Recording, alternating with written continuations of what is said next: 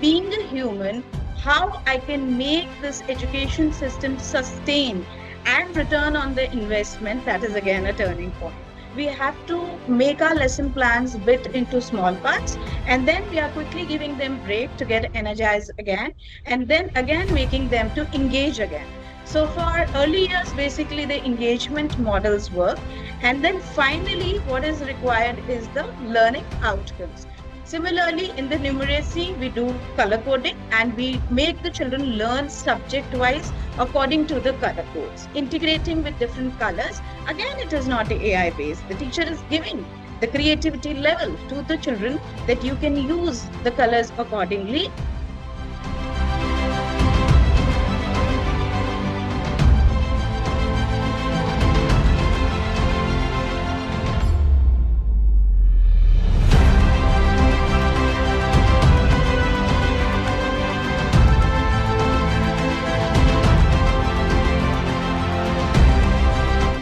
So first of all, I want to put some light on the generation to whom we are teaching right now. So that is beta generation in 2025.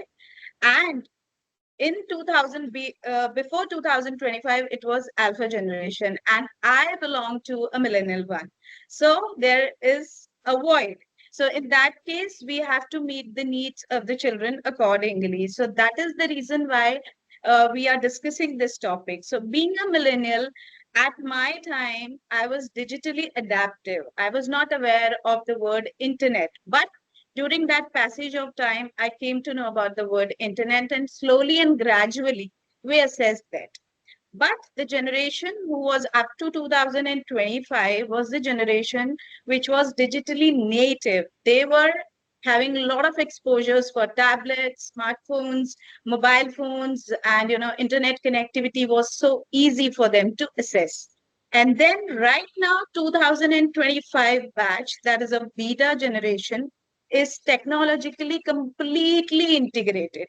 So in that case, putting that UHCS model into play is again a turning point. So I want to put some light on UHCS model first of all. So that is a unique human centric skill model. So I'm a human. AI is surrounding all of us, but the idea here is being a human, how I can make this education system sustain and return on the investment, that is again a turning point. So being a human, what we have to do, we have to make the children go for upskilling. Your critical thinking, your creativity, your emotional intelligence is coming into play. So that upskilling is very much required. When I say AI, AI is for a small period of time. It is not giving that lifelong learning. It is not making the children to do that prompts, to have those prompts in the classroom. AI is just delivering to you. You are visually understanding it, and then auditory, you are learning it, and then eventually, what about the kinesthetic learning? That is again a turning point. So if I say that in your upskilling, you are giving the opportunity to the students to go for that creativity, which is the role of a human, basically. So that human skill is working out in this UHCS model. Next, I want to put some light on the innovative pedagogies for the early years. Of course, in early years, we have to be too much energetic. We have to meet the need of the children at one time because they need a lot of engagement. There will be a lot of distraction if you leave the children at that point of time. And you cannot make the children to do the learning for a longer period of time. So we have a lot of attributes which are, surrounding these early learners.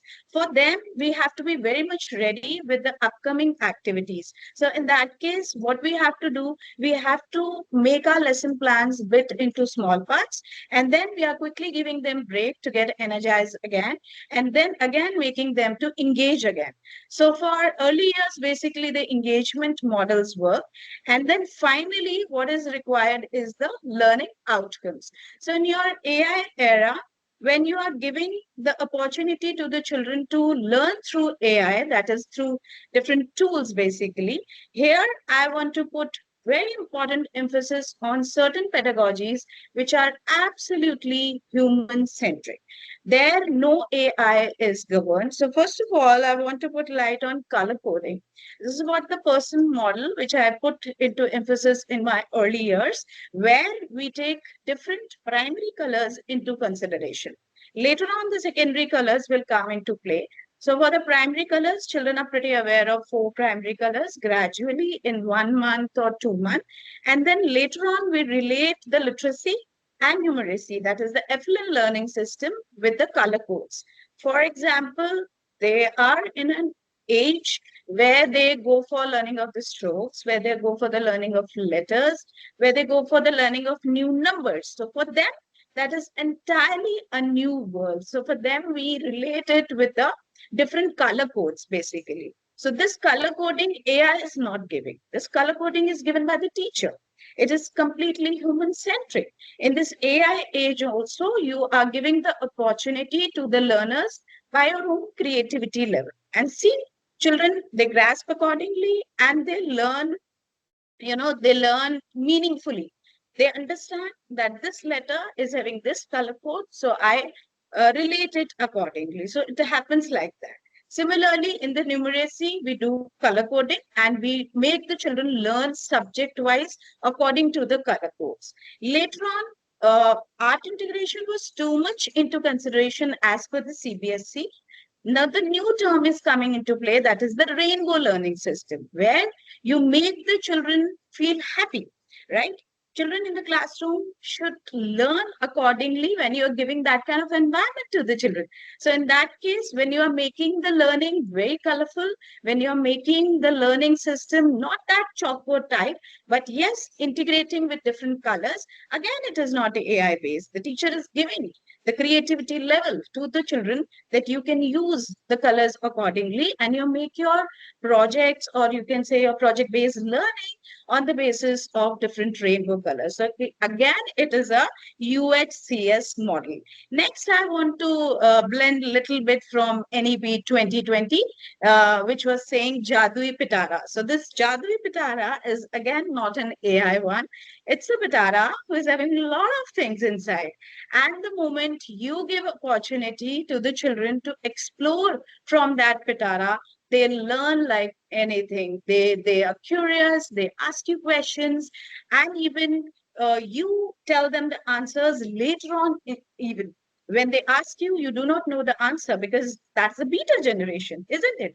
But the idea here is the AI is not at all governing this education system. We are actually giving the opportunity to the AI to overlap with our education system and sustain accordingly. It is return on investment. Obviously, idea is we are putting efforts accordingly. Last but not the least, I want to put emphasis on peer learning. Now, peer learning is not at all AI based, I must say. Two students are sitting all together and they're giving that influential approach to each other. They're helping each other. So that is a peer learning, which is absolutely not at all governed by AI. So, and personally, I say it's too much fruitful in the early years when they are at their own temperament level.